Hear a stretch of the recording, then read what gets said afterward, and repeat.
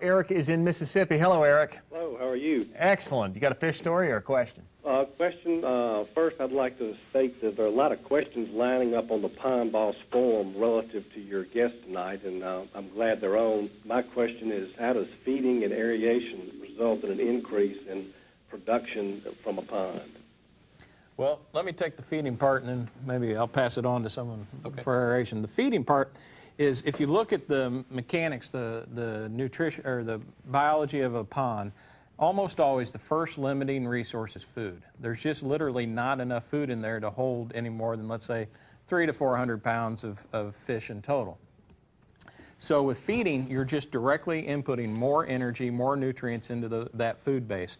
And usually you can, let's say an average pond, you can triple, maybe even quadruple that level up to maybe 1,000 or well over 1,000 pounds in some cases of fish before you hit your second limiting factor. And your second limiting factor is aeration. So that's a great lead-in. One of you Wish we had someone in here who knew something about ponds. Well, let's talk about aeration. You know, just like what Mark is talking about, when you feed the fish, they eat that feed, but they also don't process all of it.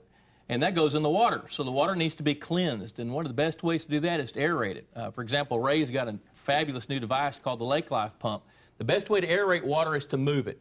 There's different kinds of aeration systems, Eric. You've got air blowers, there's windmills, there are airlift pumps, there's Ray's Lake Life Pump that picks water up and moves it. So when the limiting factor of food is taken away, the next limiting factor becomes the water clarity and the water cleansing. So when you cleanse the water, it expands the water column, more fish can live throughout the entire pond, and you can grow more fish, and they're healthier.